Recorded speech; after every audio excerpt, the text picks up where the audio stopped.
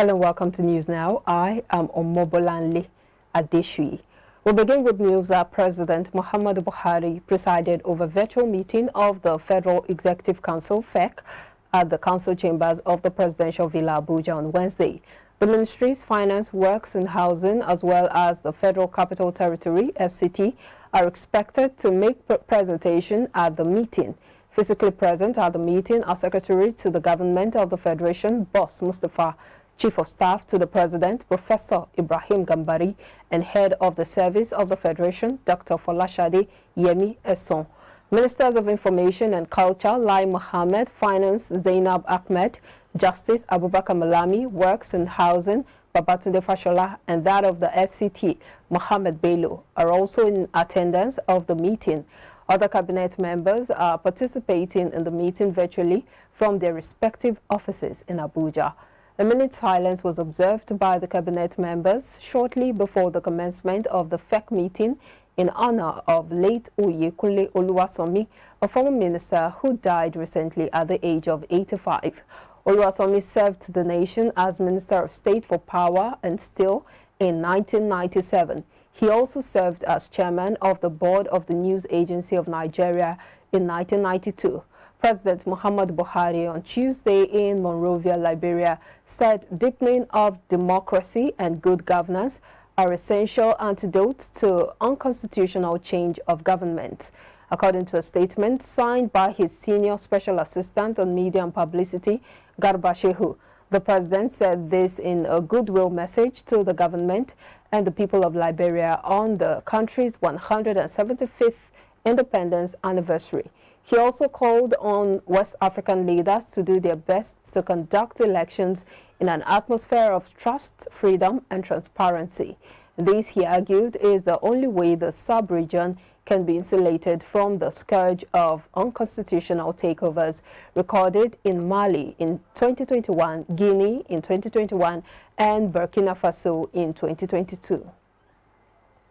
And still on the Nigerian president, Muhammadu Buhari is asking the Senate to confirm the appointment of the acting Chief Justice of Nigeria, Justice Olukayode Ariwola, as the substantive CJN. He also asked the Senate to confirm the appointment of 19 residential electoral commissioners, REC, and the reappointment of 4 nominees as non-executive directors of the board of the Central Bank of Nigeria. The president's request on the CJN was contained in a letter dated July 25, 2022, and read by the president of the Senate, Ahmad Lawan, at the start of plenary on Tuesday. Justice Ariwola's appointment was sequel to the resignation of former CJN Mohammed Tanko on June 27, 2022. And the House of Representatives has asked the Federal Ministry of Foreign Affairs to embrace and adopt the report of the Silencing the Guns project to silence illegal acquisition of weapons in Africa. The House also expressed concern that SIM cards hitherto banned in the country remain functional across Nigerian borders, especially in neighboring countries. It asked the National Communication Commission, NCC, and telecom operators to ensure that once SIM cards are barred in the country, they cannot be used in any other part of the world. Adopting a motion on notice brought by Ahmed Munir, APC Kaduna, the House also asked relevant ministries, departments, and agencies to key into the roadmap. The Green Chamber urged the Office of the National Security Advisor to fully adopt the report and pass it down to other relevant agencies. Silencing the Gun campaign by the African Union is aimed at promoting, preventing, managing, and resolving conflicts in Africa by targeting various ways illegal weapons exchange hands in the continent. And the House of Representatives on Tuesday passed for second reading a bill seeking to amend Section 11 of the Central Bank of Nigeria Act to ban holders of the office of governor or deputy governor of the bank from participating in partisan politics. When passed into law and assented to by the president, the amendment will ensure that future governors of the nation's apex bank resign their position when they become members of political parties or participate in partisan politics. Leading the debate on the bill, its sponsor, Sada Soli, representing APC Katsina, said the bill was not targeted at any particular individual, but aimed at protecting the image and integrity of the CBN. The current CBN Governor, Godwin Emefiele, had approached to the court seeking an interpretation of the CBN Act and permission to participate in active politics in the runoff to the APC presidential primary.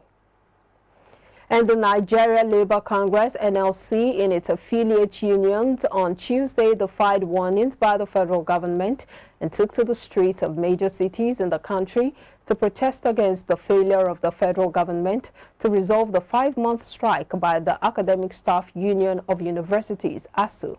Specifically, the NLC said the money the two major political parties, the All Progressives Congress, APC, and the People's Democratic Party, PDP, generated from the sale of forms to aspirants could address ASU's demands.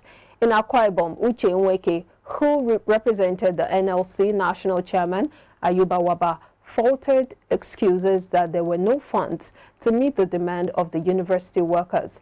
Apart from Akwa Ibom, other states which witnessed protests included Oyo, Osun, Ogun, Kwara, Enugu, Benue, Sokoto, Lagos, and Plateau.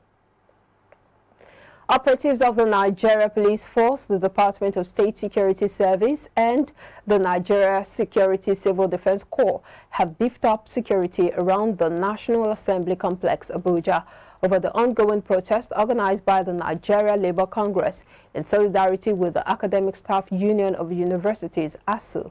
Workers in various states of the Federation had on Tuesday began the protest, warning the federal government to accede to the demands of ASU in order for the academic union to reopen Nigerian universities that have been closed for over 5 months. Those who led the protest in Abuja on Wednesday included the NLC President Ayuba Waba, AAC presidential candidate Omoyele Sowore, former lawmaker Senator Shehu Sani, ASU President Professor Emmanuel Osodeke, and the immediate past president of ASU, Professor Biodun Ogunyemi, among others.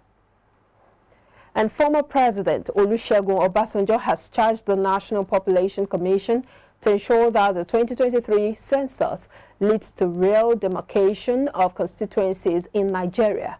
Obasanjo advised that the result of the forthcoming census must be put to good use by the government in formulating policies and planning for the future.